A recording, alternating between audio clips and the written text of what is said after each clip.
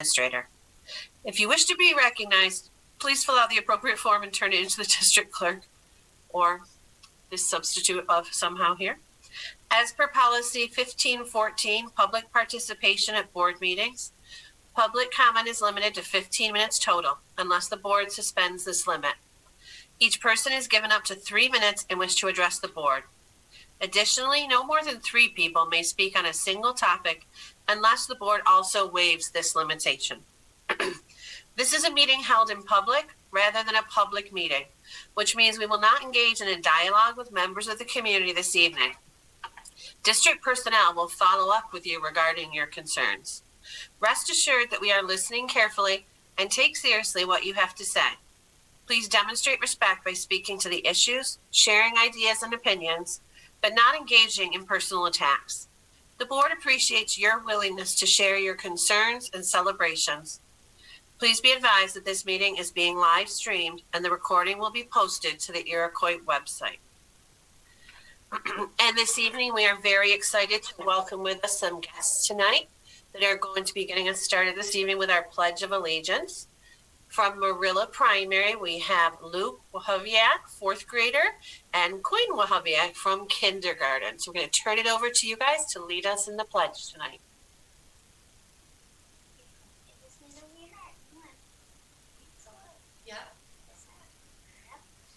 I pledge allegiance to the flag of the United States of America and to the republic for which it stands, one nation, under God, indivisible, in liberty and justice for all.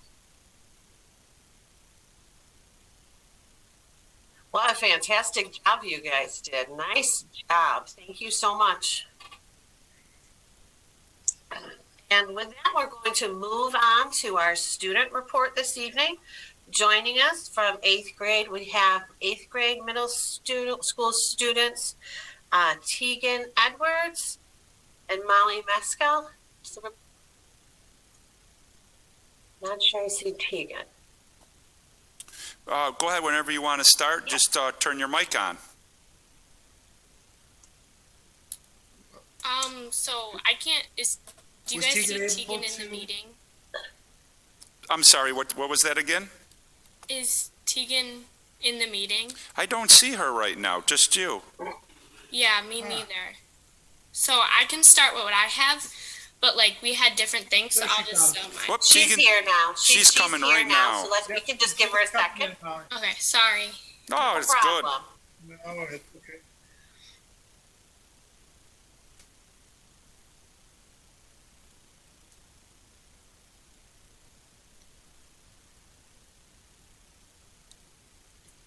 Hi, Tegan. We just finished doing our Pledge of Allegiance. We are really excited to have you and Molly here tonight to share with us an update from the middle school. So whenever you're ready, ladies. Hi, my name is Tegan, and I'm here with one of my good friends, Molly Mescal, and we are here to talk a little bit about what has been going on at the middle school. To start off, our Wednesday schedule is a little different. Our classes are totally online and 25 minutes long, so we are done before lunch, giving students the afternoon time to meet with teachers if they are confused or they need to catch up on work. I really personally enjoy this time because I can get one-on-one time with teachers if I need it. Today I would like to talk about how efficient and easy COVID testing is. I myself got tested with the first group of students. It was very efficient and easy to follow. I got tested, then waited in a room for 15 minutes, and then got my results. After my results were negative, I was well on time for my first period class. Along with our Wednesday schedule, students have still been able to take part in some of our annual activities, such as guess the number of candy corn and the weight of the pumpkin, around Halloween time, and our can drive for families in need around Thanksgiving. Another thing that is offered in school is free breakfast and lunch. When we walk into the building, free breakfast is on a table easy to access and take to home base and eat. When in lunch, they call you up row by row offering free lunch. It is packaged and easy to eat. Most students look forward to Tuesdays and Thursdays because a new episode of SEL Live comes out. SEL stands for Social and Emotional Learning, so these episodes allow students to start off their day with a great laugh. During these episodes, Coach Jacobs and Mrs. Bonchak shout out students and update us about what has been going on throughout the week. Also, during these episodes, there's a special segment where one of our gym teachers, Coach Slade, asks students questions. For example, this week she was asking students about their predictions of the Bills game. Lastly, we would like to thank Coach Jacobs, Mr. Esslinger, and Mr. O'Brien for making our hybrid experience as normal as possible. We would also like to thank everyone on the school board for their time. So much. I know it's difficult. Well, maybe it's not difficult for you. It's difficult for me. It's difficult to come into this and to let everybody know what you think. But we want you to know that it's really, really important for us. It's one thing to hear from the grown-ups what's going on, but we really want to hear what it's like for you guys in the school building. So it's a really important piece of our agenda that we really look forward to every month now. So thank you so much for coming. You did a fantastic job. You're welcome to stay. Look at all the applause you're getting. Absolutely. You are welcome to stay in the meeting as long as you would like to, but if you need to go do your homework, you are also free to go do that. So thank you very much, ladies. Great job, girls. Thank you. Thank you. Thank you so much. Great job, Rod. Thank you. That was all them. They came up with all the ideas, and they just did a great job. Awesome. It was interesting things that they talked about too. That was great. And with that, it brings us to board discussion and news worth sharing on our agenda. So we guess we will get that started. Last night, so we'll talk about our strategic planning a little bit. Last night, Chuck, Michelle, Doug, and myself were here, same place, similar time, a little bit earlier. We had our first kickoff meeting of the core team for the strategic planning. We spent 2 hours working together with the PLC consultants, and I believe we had 42. Yep. No, that was including us. Was members in our committee. I think it said like we- 45, 46 on it, but I think 42 would be the participants. 42, yeah. And again, I think that's us. So we have in the high 30s, but we had the first thing that we did in the meeting after we welcomed everybody was to take the time for everybody to go around, introduce themselves, kind of share who they are, what they do, what they bring, why they joined the committee. It was fascinating. It was very, very exciting, I think, to hear from students, self-identified senior members of our committee, to business owners, people who are involved in all different kinds of community activities, from music to sports coaching, people with students, people without students that have gone through or are in our school system, and all kinds of areas of expertise, which I found really neat. People with a lot of different business experience, job experiences. They all seem to have a different avenue that they could bring to the committee, working on different strategic plans in their businesses, mediating conflicts in decision making, just all kinds of really neat experience. I think the other thing that stood out was we had, amongst the people who do have students in our school, we had a lot of parents with very young students, all the way through people with students that have graduated. So I just feel like there's a depth of knowledge, a depth of experience, and a depth of reasons for joining. Another thing that kind of stood out to me, we had a lot of people who are generations going through Iroquois, as well as people who are newly moved to Iroquois. So it just feels like a very representative committee of the community. So it was very, very exciting. And we had homework. So the next meeting is in 2 weeks. And we also shared with the committee a couple of the decisions that we'd made as far as the survey. And the last thing I'll say before I turn over to Michelle and Chuck is, we also shared with the board how deeply committed the rest of the board is to the strategic planning, and that really all of us would have been on the core team, but that the board, the rest of the board members have a couple of years of deeply being invested in wanting the strategic planning, and that you look forward to being on different task force. So just to make sure we represented everybody there and let them know how deep that we all are very committed to this process. So, Michelle, Chuck, anybody else want to talk about that? Yeah, I would agree with Sharon. It's a very diverse group of individuals, and I would say that it's going to be very representative of our community overall. So, really excited to finally get, going on, the plan itself and, gathering information. I'll be very interested. The surveys are now posted on our school website. So, I can't wait till we get the results, of those back, and we can really start rolling up our sleeves here. So I'm going to add that out of the 45 people on the phone call or in the Zoom call in the meeting, 45 of them are all super positive about Iroquois. We know that we have a great district. We know that we're doing a lot of things really, really well. And everyone is there just to give us that little push. There's just things that sometimes from the inside you can't see, and small changes can make really big differences sometimes. No one is looking to overhaul everything. Most people are 100% of the people on board are there because they love the district. So that was really nice. Yeah, I think if just, piggyback on Michelle, I think the theme of why are people there, it's to improve. It's not any one little spot. It's anywhere we can make better, and to work collaboratively and together to do it. And that's really their intent, is for the students, so it's a better place. Brings up a good point that we just probably should reiterate again to anybody who's tuning in to watch this video, that the family survey is on the website, the community members on the website, and to please, it's really, I think we do sometimes feel overwhelmed with surveys, but this is really critical in driving the work that committee will be doing, which will,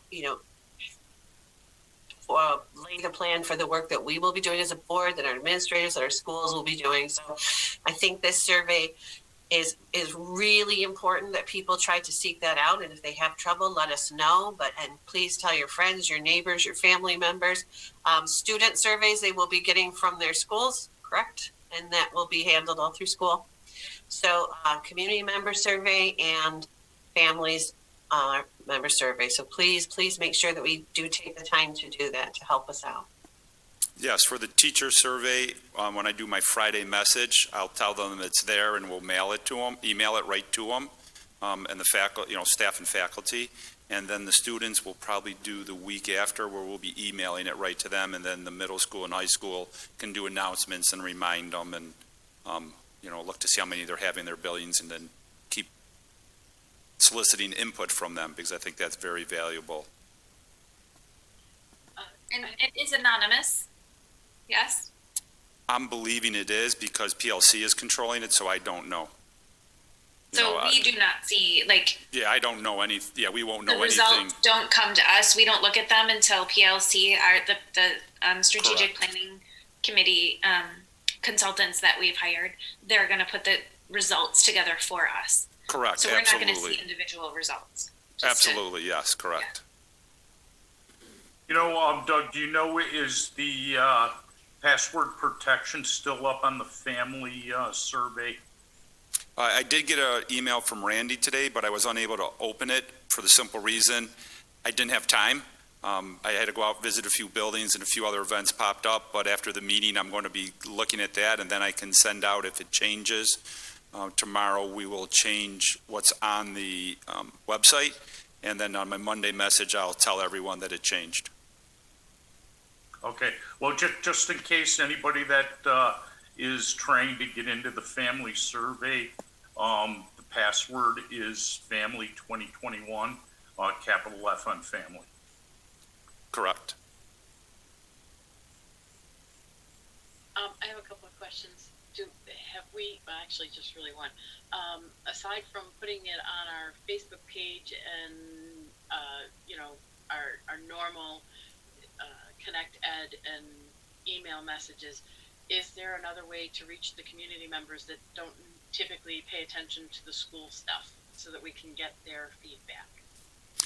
Last night, one of the members on the committee actually works at the newspapers, and he said that he would have it put on the newspapers. We would put an advertisement in there too, but first we wanted to find out about the password. So therefore, when we put the information on there, it's accurate. And we have 30 days, so it'll be into February it'll be open, so we do have the time. And then we'll put out letters and see what else we can do. And I think that's one of the things we talked to the committee about last night, was being ambassadors to get the word out there the ways they could to their friends, families, and have it passed along. And then we'll have to stress that, I think, at every meeting for them coming up.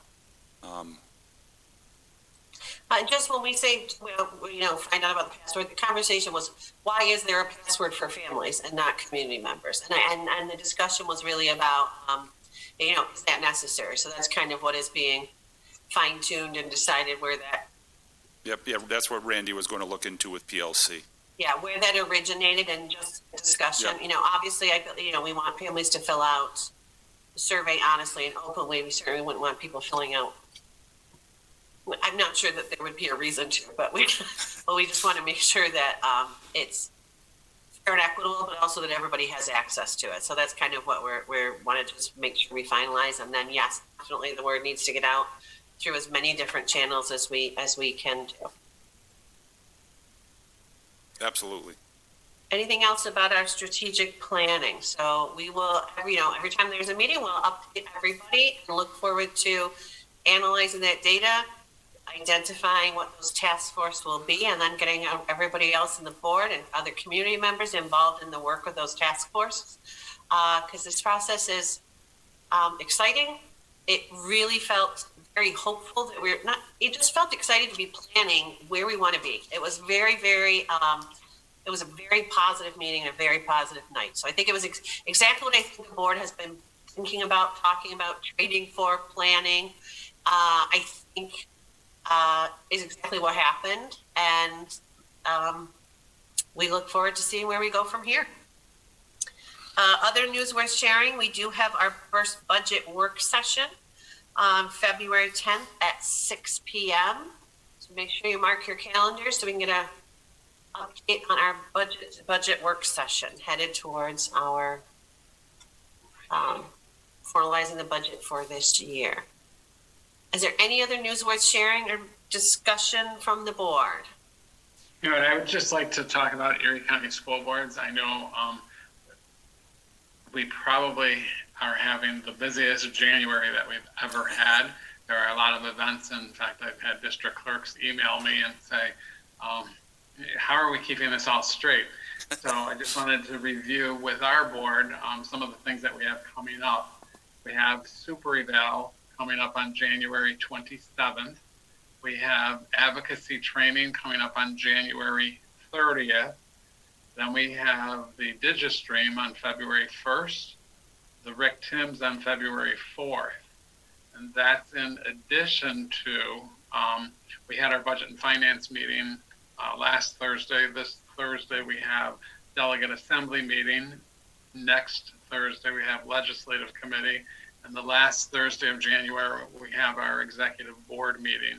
Also, if you haven't registered for the NYSBA Capital Conference, that's in February. And in the past, it used to be an in-person event. Everything will be digital and everything will be taped. So you can actually go on and listen to the Commissioner of Education, and you can listen to, usually they'll have a panel discussion with different journalists, and they talk about covering the Capitol and covering the senators and giving their spin on what they think this current year is going to look like. So very interesting program if you've never attended. And also just remember that the ECSB award nominations are now open, and they'll be open until the first Thursday of March. Thank you. Thanks, Dave.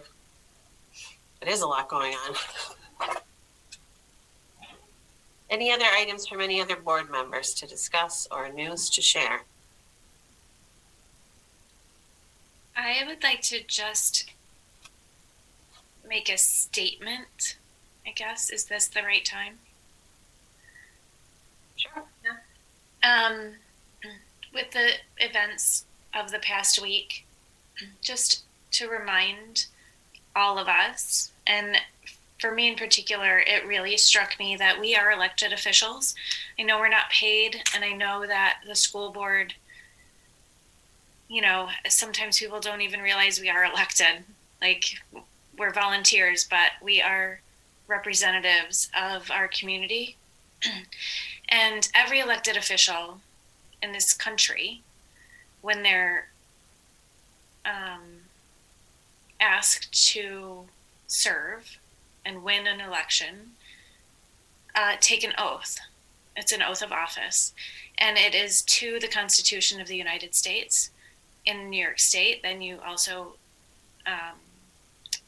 take an oath to the Constitution of the state of New York. And we say that we will faithfully discharge our duties following the Constitution of the United States of America and for us in New York State. The biggest honor we have is serving our constituents. And the most, I want to say, magical thing about the United States is the peaceful transition of power. When you run for an election, it's a challenge and people disagree about different things. But you do it peacefully and you do it with respect. And if you lose and more people vote against you, you leave office if you're incumbent. And you do not challenge when the election is duly held and certified and counted, and to question. We all have met our election officials. We see those people who volunteer all day long, counting votes, watching us sign in, making sure that the right people are voting. And they do amazing work. They volunteer. There are community members, there are friends, there are old teachers and principals and board members. And I just, to see that that's being questioned in this country, this is so upsetting. And that's the one magical thing about the United States of America. That's the only difference that we have in this world from other countries. And it's being tarnished, to say it politely. And it's obscene. And anyone who supports that should not hold public office, from school board to president of the United States. Not one of us. If we can't, without flinching, say, we will respect the will of the people, we should not be in office. That's it.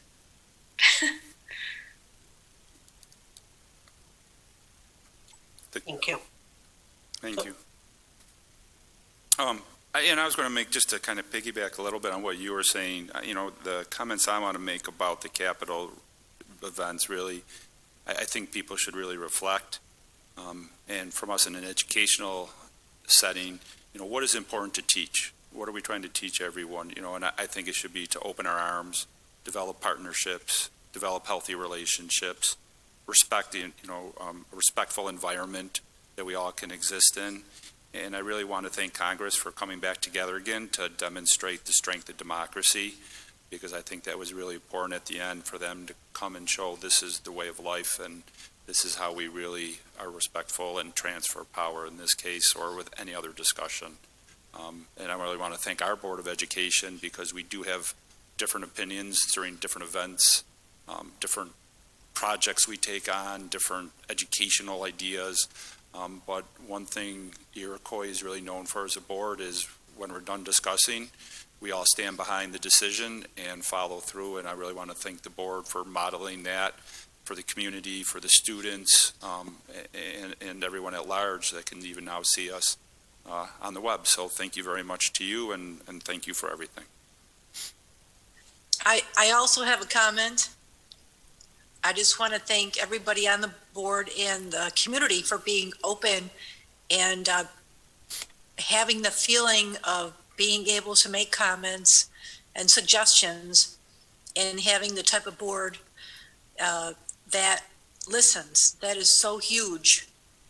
And I really thank everybody in the community for that support and being able to speak their minds and being open and knowing that we will listen. Thank you very much.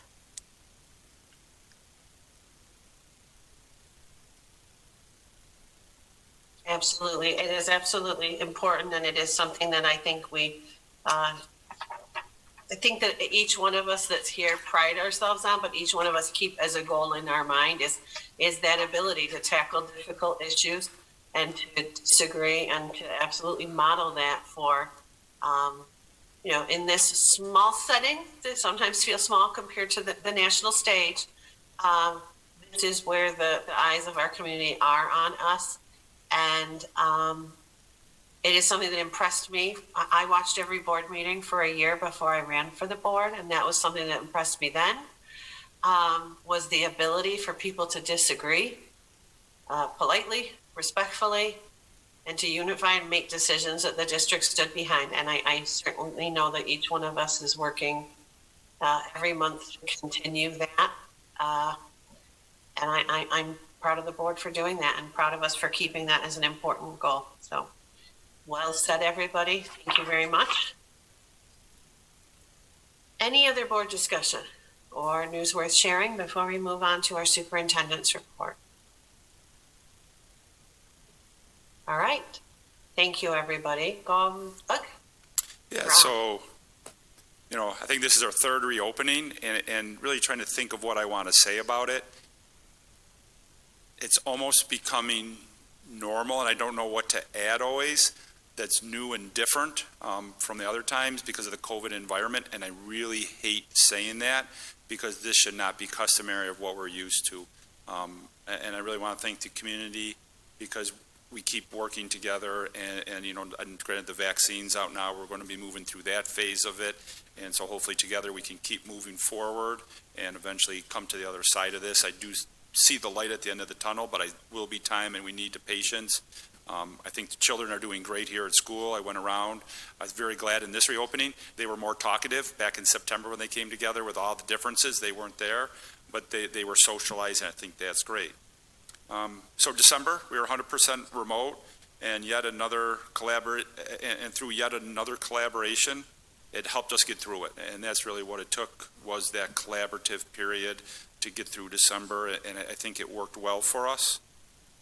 Wouldn't want to live it again, so please don't misconstrue what I'm saying. Now, the Department of Health at the end of December, because I look back at some of my minutes talking to Cabinet, they did switch back to the 6-foot, 10-minute rule. So that's what we'll be doing for quarantining again, is people having the seating charts, looking how long they're spending time, and it's 6 feet, 10-minute continuous time. It's not cumulative time; it's just continuous. So we have had students that right now we have students out with COVID, but with these we haven't had to do any quarantining. So it's working what's working really nice is the 2 days on, 2 days off, because it provides a break between the two sections, where if they were coming one day, then the next day, then back to the first group, then the second group, there'd be a lot more mixing. So that has worked very well.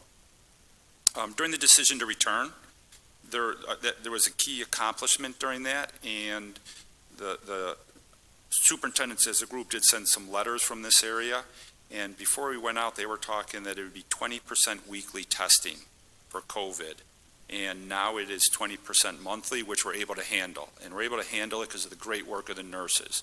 They are, just so the board knows, they're maxed out right now. They're doing great, They're laughing and joking with each other, but you can see the bags starting to form under their eyes. Nurses, you still look good. I'm not saying you don't, but they're tired, and people are supporting them, though. People are very thankful. They're cooperating with them. They're setting up their time. So really, Jackie out at Wales is our nurse coordinator, and she's really done a great job, and they've all pulled together.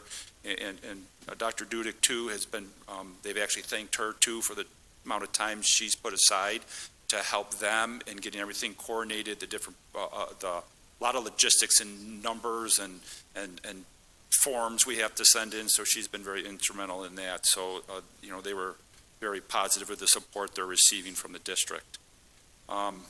Positive news, Marilla and Wales have tested out, meaning they're in the yellow zone.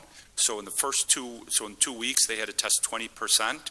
And if they were below the average of the area, they would no longer need to test. That's very positive news. I wish I could tell you the average of the area that we had to compare ourselves to, but because we had 0 students, I never even looked it up. So that's really great news. I do know I don't even want to guess what we've been averaging around, because I saw 6 and I saw 8 at different days. But having 0 random from the random sampling was awesome. In fact, the whole district has been 100% negative, so all the buildings, all the random testing. And some people say, well, maybe the test kits are broken or something. But I do know some other districts with their random sampling are getting positive results. So therefore, it's not that they don't work. I mean, I know there's different discussions on the percentage and level that they work to. But that's where we are right now. So coming back, the middle school and high school, I'll say the required modification for instruction. And why we needed this is there needed to be time to help the students do the hybrid. So actually you heard from the middle school students today, and they actually led into this very well, because they said how on Wednesdays they have time to get help from their teachers. So that was a great aspect to that. The elementary, though, remained with the same model that we used before, back in the fall. And this was input from the parents and teachers. And it's tough, because anything with COVID really seems to be a 50-50 split. And really it just came down to what were the numbers, what would work for students, what would work for families in here. And with the teachers, they have so much time at the end of the day. In fact, I was at Wales today, and one of the teachers was so thankful she brought that up, that at the end of every day they're able to meet with their teams, discuss what's going on, share ideas.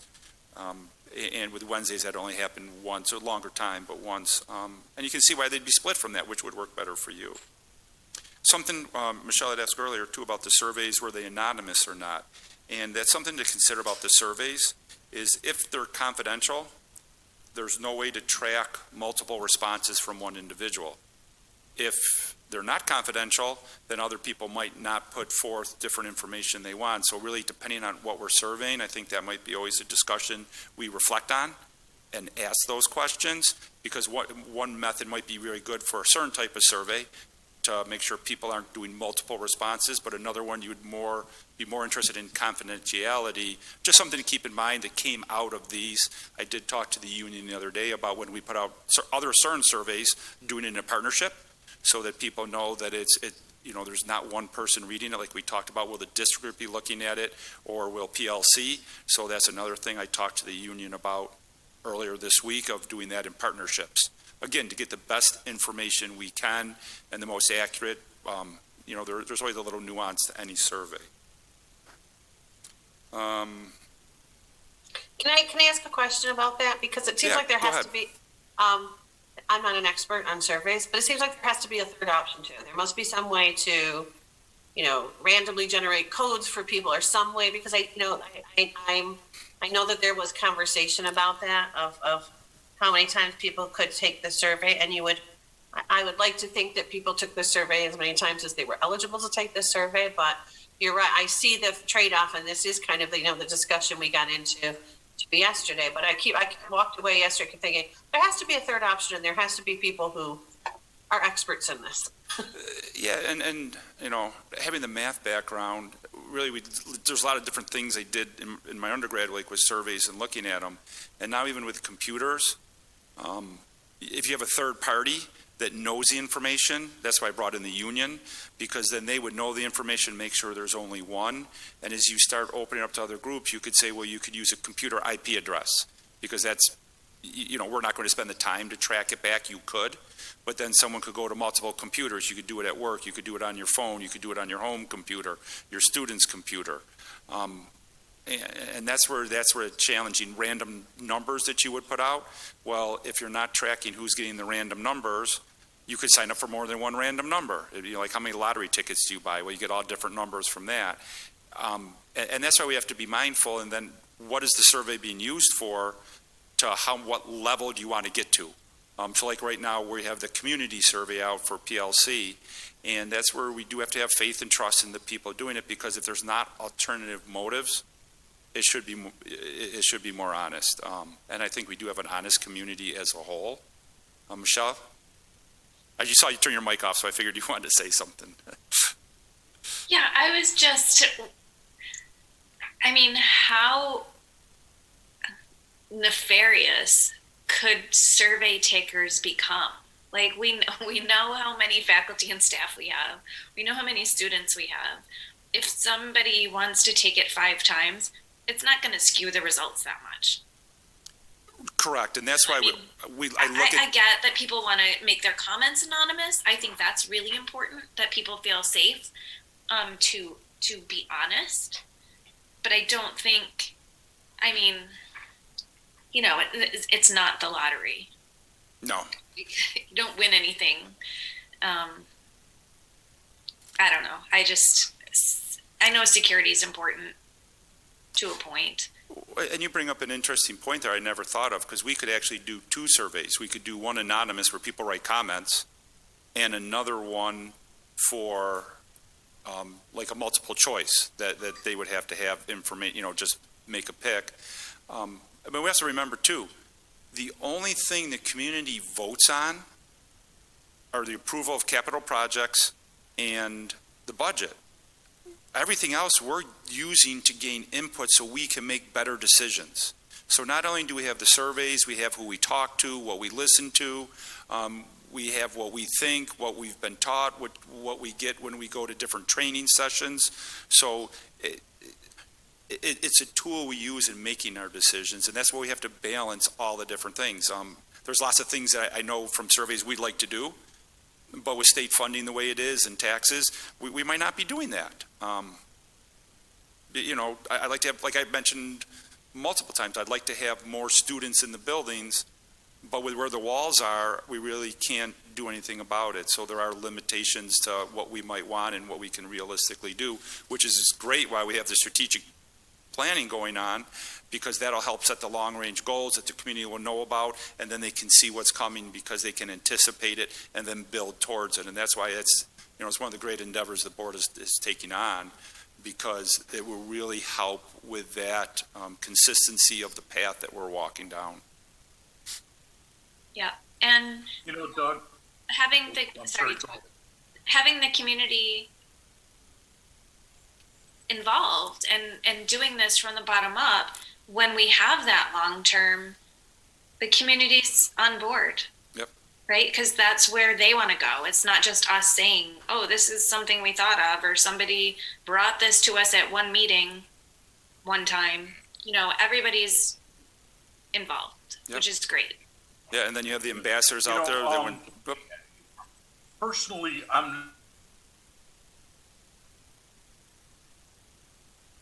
Chuck just froze, so we'll take a pause here. 7th inning stretch while Chuck works on unfreezing. I don't know if that's a real thing or not, but maybe they'll. All right. All right, Chuck. All right, do it again, Chuck, because you froze there. Oh, sorry.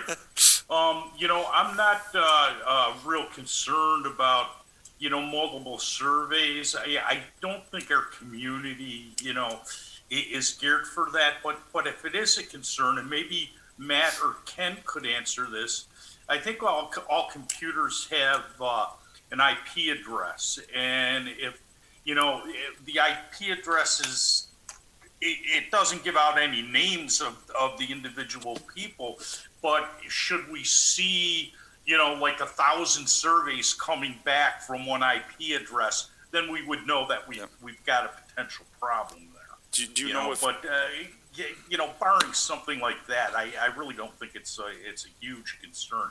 I would much rather that the surveys remain anonymous and that we get good, honest information from those individuals that do fill the survey out. I think in the interest of full transparency too, this is an issue that maybe we raise and we ask because, I think this is very reflective of the time that we're in. There were, I think, some comments raised by people that people had said they were going to do multiple surveys and that this vote with it, the voting and about what the return to school looked like was so important to people. Whether that is valid or not, or conversations or what, it's certainly worth us having this conversation in the greater context. And I think it's definitely two different ideas and thoughts as we talk about a capital survey for seeing where we're at and setting our goals moving forward. And something that I think we have seen, not to belittle certainly people's feelings about that, but that certainly we have seen with every single issue that has come up with COVID, from hybrid, in-person, remote, testing, not testing, I'm sure vaccinations, and there are so many things I think with this that are so, very, I think, reflective of our times and how affected we are by that. So I think that I understand I think what we're saying is very valid, and oftentimes at our school surveys, we have not necessarily had those issues before. And I would be hopeful that we certainly wouldn't. But I do think this is reflective of the idea that we certainly are not going to please every single person with every single decision. And I think that we've seen that consistently, not just our district, everywhere. yeah, I absolutely agree. I have a comment too.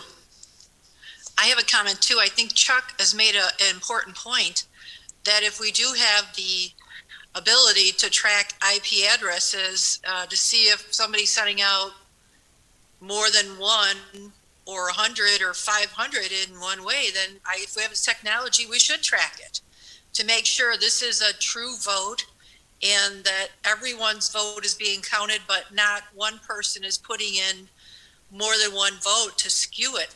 Chuck, I think that is very valid, and if we could pursue that, if everyone else agrees, I think it makes quite a bit of sense. If I could Louise? just comment, Yeah. there are some surveys that, even though they're anonymous, they do track IP addresses. However, there are ways around them if you really want to get around them, and that would be clearing your cache. So Well, it let's seemed not like tell the people how to do it. sorry, but But it would make it better if we use those and we could do a sort and look at that. correct.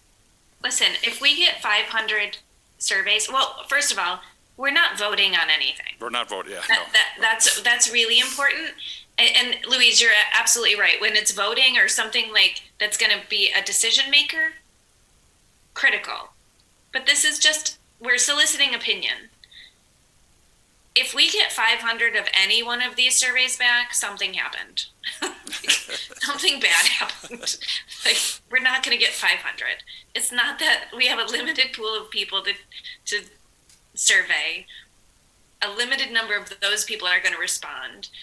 And, I think we don't need to be tracking IP addresses because, if you have two people in your household and two people use the same computer, right? Yeah. And that's where you can look at it. Yeah, I agree, and that's what I was saying. I don't think it's a problem, but should somebody feel that it is, use the IP address. Yeah, we'll know. I think by the number of responses we get, we'll know. And that's what we look at. And then also the differentiation between the two I look at, is it 1 to 100 or what's the difference? And then we talk about it, and, the union was showing all the data. At one of the Monday messages, I'm pretty sure I said where the numbers were. So But But again, I think we have Unless to there's any separate more- too. We're talking about our our strategic, I keep saying capital, our strategic planning survey, which we want and encourage as many people to answer as possible, Yep. and a past survey that was used in a decision-making way and people's feelings about that. And so I think it's good to look back and to look forward, but to have it in a general context too. Yeah. Because I do think it's very reflective of where we are where we are. today. And, the other thing is the survey is being used by the various committees, and there are so many committees within the strategic plan. So it is just a guidance for where some of those committees are going to go. It doesn't necessarily mean, if the survey is swayed that, it's going to affect the guidance of all the committees, and the committees are made up of a cross-section of the community and teachers and students and parents and just community members. So, I think that's also a built-in plus for the strategic plan. So we don't think we need a password on the family survey. It seems like to me, I will get. and we trust the district to do district surveys the way that you see fit based on the idea. How's that? I think that's good, personally. So, coming back, the majority of the people really seem to be back. But with COVID, there's always concerns, and there's going to be concerns until this is in the rearview mirror. Right now, I didn't say this earlier, 0 students have been sent home for close contact, even though there have been some cases, because we do have some students with COVID. But they had not been in school for multiple days before the symptoms. We're following all the Department of Health guidelines, and some haven't even come back from break yet. Well, probably they're pretty close to coming back today, because you look at when we come back, and today being the 13th and the 10 days of isolation. Vaccines. I'm not going to talk about the rollout at all, because I think we've heard that a lot, but teachers are in the 1B pool, and therefore there's just, getting an appointment is a challenge. We'll just say that, but I want you to know that there are people in the district that have been able to get appointments, and there are a few people that have already had their first shot, and I believe some of the other individuals might be up to their second shot, because there were some that qualified for the 1A, so that's great. I did have conversations, the two, I forget if they're co-presidents or vice president and president, but from the SGB came over and had a conversation with me, because it did come out that they weren't going to have a senior trip going to Disney. I don't think that was any surprise to anyone. So they really, what else could they do? And they came up with some great ideas, and I really think, and I'm really supportive of them, because they do follow the guidelines of what's out there. So the one thing is, in February, they wanted to go to Holiday Valley, go skiing and tubing, and originally, you think they go, oh my gosh. But then you look at the New York State and low-risk sports. Skiing is a low-risk sport that's allowed. Okay, look at Holiday Valley and what they have for limited number of tickets and how they're running their facility down there and following those guidelines. They're doing a great job. Then we look at the students, and we could have one bus for the A, and this is their ideas too, not mine, so please don't think any of these are my ideas. So they did phenomenal. An A bus and a B bus, so keep the cohorts separate as they drive down there. We could put one person per seat. So they really put a lot of thought into this, and so I'm like, well, all I can do is smile and say, yeah, this is a great job. So it was great to see that. And then they came with another idea. They said, and I'm going to call it an extended school day. They called it a lock-in. When they said lock-in, I just about fell to the floor. I'm like, we can't lock a whole bunch of kids in a building together. That's just not going to work. And they said, now stop laughing, Mr. Schofield. Let's explain. And so really it's an extended school day. So what they want to do is have activities after school. So like in the cafeteria, they would be showing a movie, which would be like the sci-fi class, where they watch a movie, they'd be separated, and they could have popcorn, which would be given out like the cafeteria would. In the gymnasium, they could have activities going on, which would be run the same way as phys ed. And they have different ideas for different rooms, or be spread out. And I'm like, well, you're following all the guidelines we have during the day. How can I say no? Because you're having all these, and they would have been the groups together too. And the other one they asked for is, could they have some sports tournaments in the gymnasium? Again, where they would be following all the procedures that would be there during the phys ed, so they could have some pickleball tournaments or something like that. So I was very impressed with their creativity and their ideas about, having students do it. So I think it's a good idea, and they're doing a great job to it. Their next step is going to the bus garage to talk to them, to see about the buses and everything. I did give them a heads up they're coming over, and we think that could work out with the different times. And I did say, during COVID, and I hope this is okay with the board, it was a financial decision. I didn't tell John yet. He's over here, so we'll ignore him. But I said to keep the 1 seat per bus, that really, as a district, the additional buses they would need, we would take care of that cost, rather than, typically they'd have 2 or 3 kids to a seat. Really the cost of the district, because we're not doing any of the sports, is really minimal. But I thought that was a nice thing because of all the effort they went there and really trying to put some normalcy to what the seniors would normally do. Any questions on that? Doug, here's an idea that you can take back to them, and this happened back in 1977 or 1978. We had a rockathon in the cafeteria. So the rockathon, basically, students brought in rocking chairs. Everyone brought their own rocking chair from home, so they would be socially distanced, okay? And they got sponsors, like if you rocked for like an hour, you rocked for 2 hours or 3 hours or 4 hours. And it actually went throughout the entire night. And then they would like set their chairs up, like in a volleyball type tournament, but they had to stay in the rocking chairs, and they played volleyball in the rocking chairs. And they just had music, and they actually raised money for the community, and it was a 24-hour event that they were involved in. And then they went home the next morning and went about their Saturday. So anyway, that might be a unique thing if you want to take it to them, and it actually probably ties in with the COVID. I will definitely take that to them. I like the idea because, again, you know where they are, you know where the chair is, and you can't run too fast if you're in a rocky chair, so we're pretty safe. I like that, and especially the raising, giving back to the community. And as always, for parents who are listening, the ultimate decision is up to you whether you let your child participate in any of these events or not. Every family situation is different, and I know there are some medical situations in families and things where it would be wiser not to have the children attend. So we are completely, and I know all the students would be completely understanding of that and supportive of each other. Moving on to athletics, I guess this will lead into that.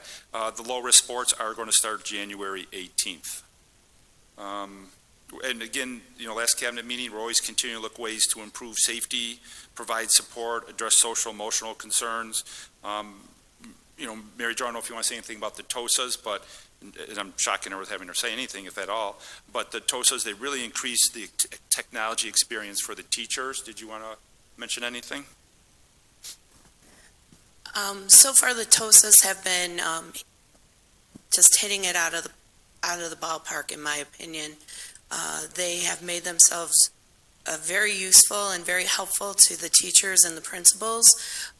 They've run classes on Wednesdays at the secondary level, and at the end of the day, Monday through Friday at the primary level. They're working really closely with the other tech department members, and they've put out a special team for all of the faculty and staff to be able to get quick access to information on the various technology that we use. And they're just really wonderful, and so thank you very much for allowing us to have them. And I know they're doing a great job, because today I was in the hall talking to some teachers, and they brought up a piece of technology that would link with a PowerPoint. And I guess I'll say I used to be proficient in it, because they were explaining to me a different aspect that I hadn't explored yet. So that was great, because I see an excitement there with teachers. Moving over to kind of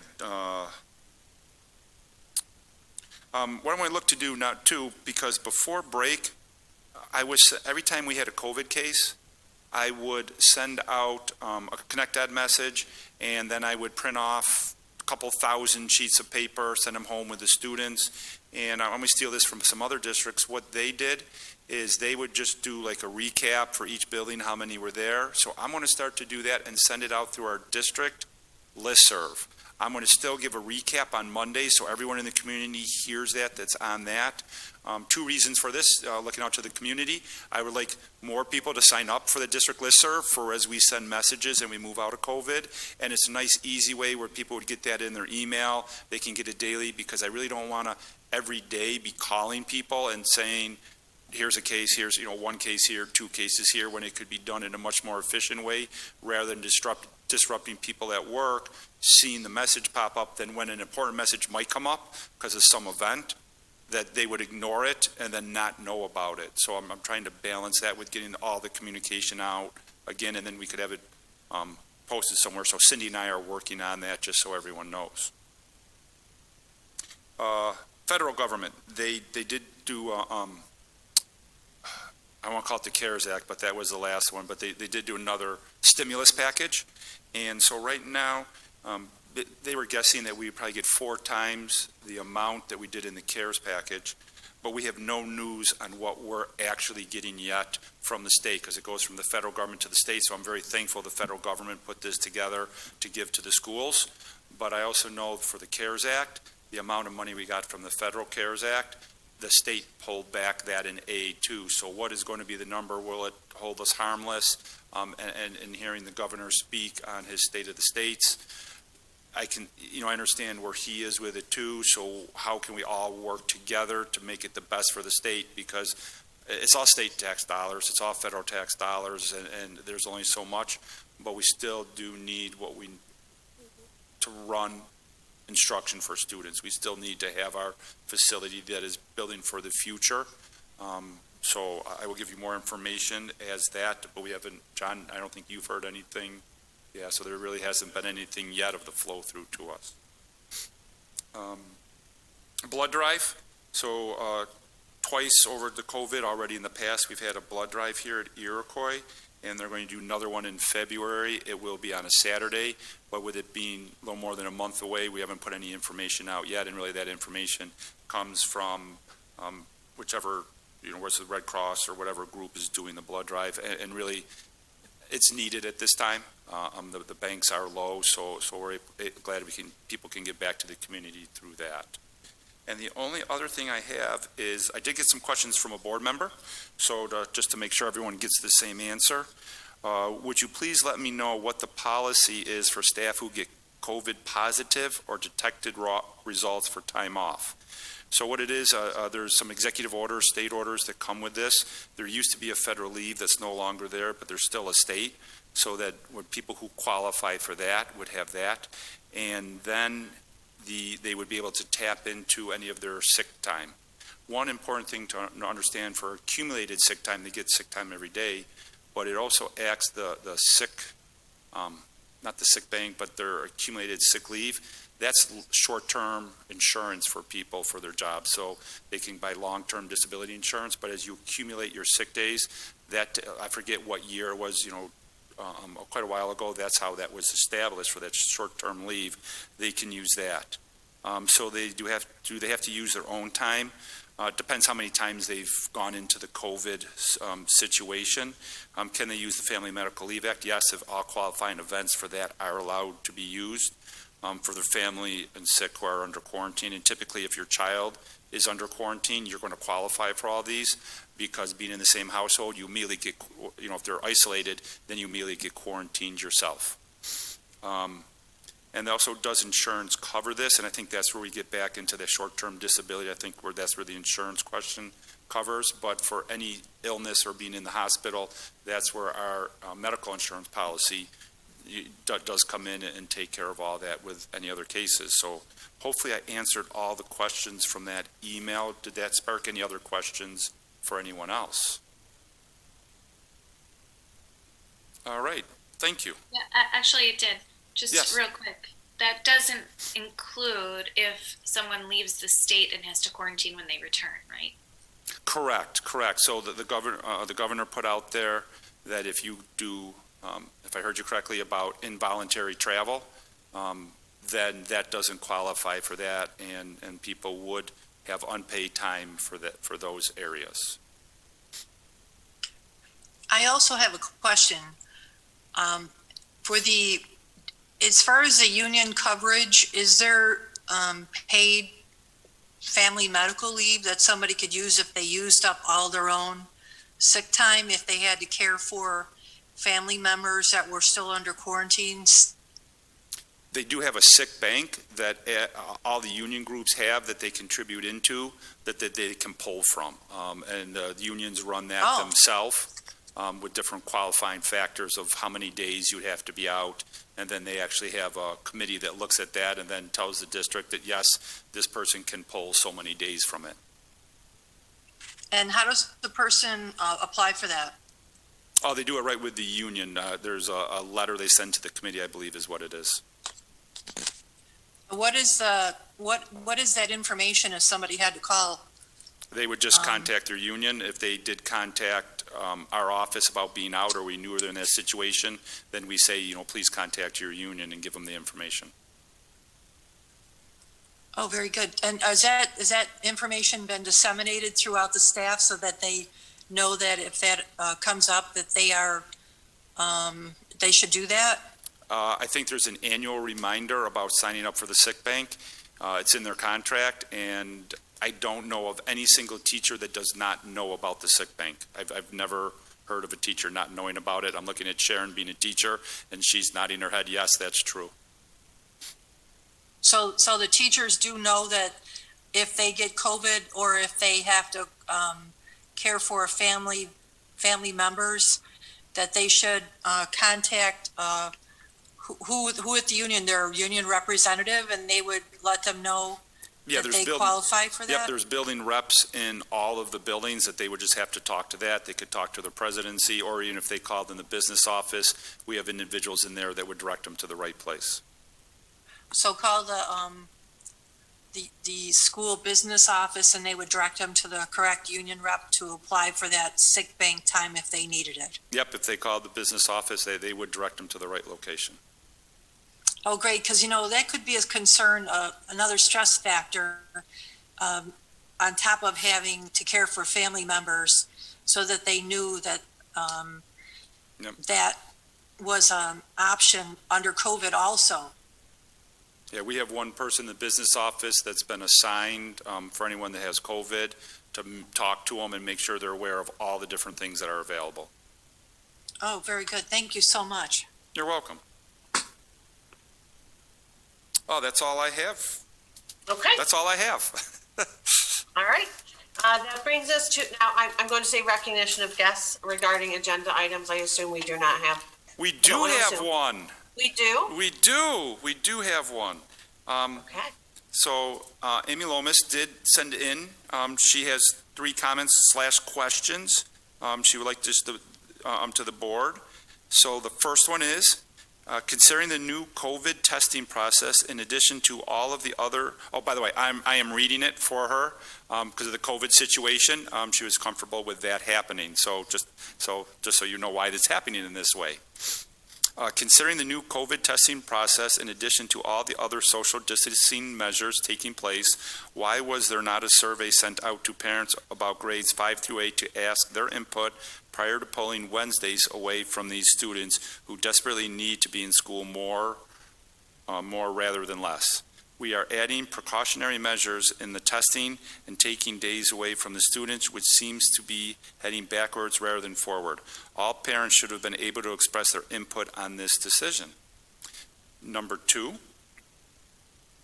knowing that it is a fact that the results of the elementary survey were completed inaccurate and several people brought this to the administration, how is it possible to base such a critical decision on a vote that you are aware is entirely inaccurate?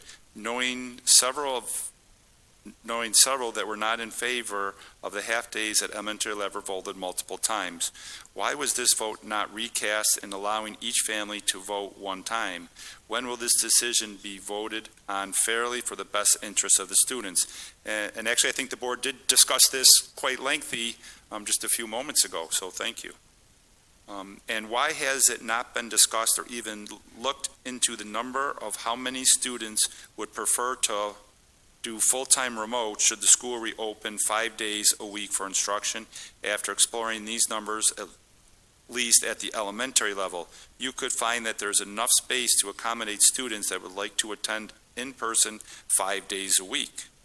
And those were the 3 comments, questions that she sent in.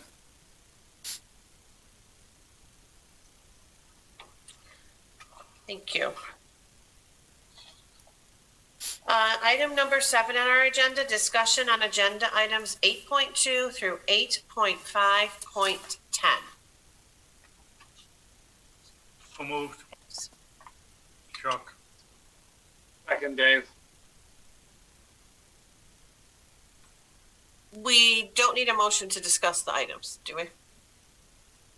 I'm just clarifying. No, I don't We just even- need- I'm sorry.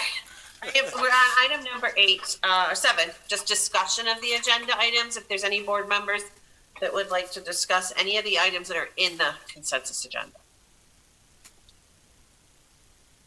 And there wasn't any, I looked through the agenda, I don't even think there was anything really of special and note in here that's not self-explanatory.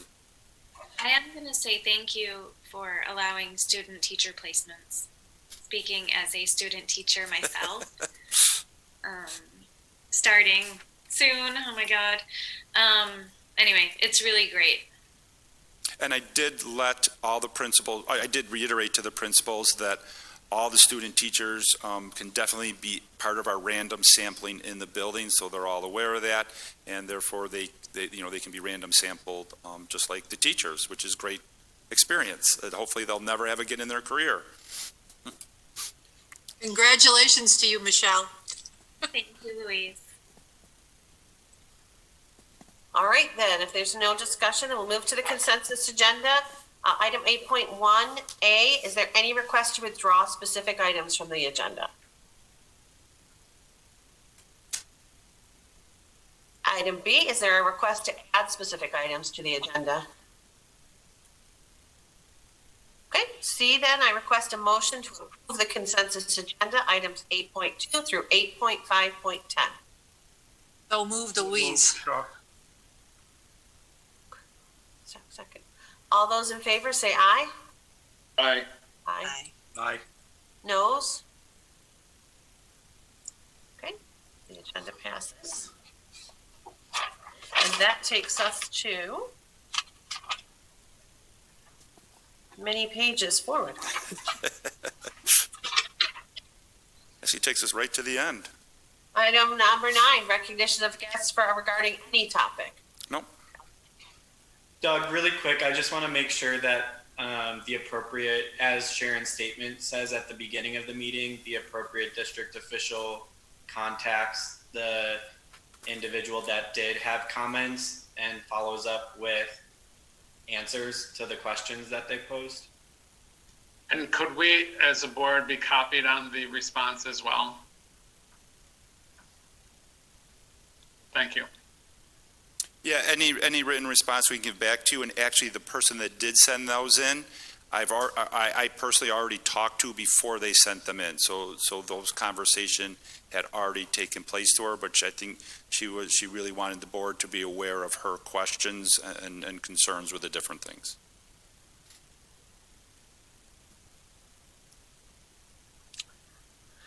Okay, we, executive session, do we need an executive session this evening?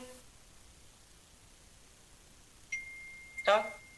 But sorry, I was writing down what Gunnar said to make sure I didn't Executive forget. session, No, do we we have don't. I'm sorry. No. That's okay. Okay, then can I have a motion to adjourn the meeting? So moved. Second, Dave. Discussion? Yes.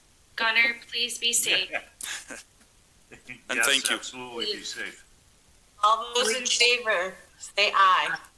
Aye. Aye. Noes? Okay, our meeting is adjourned.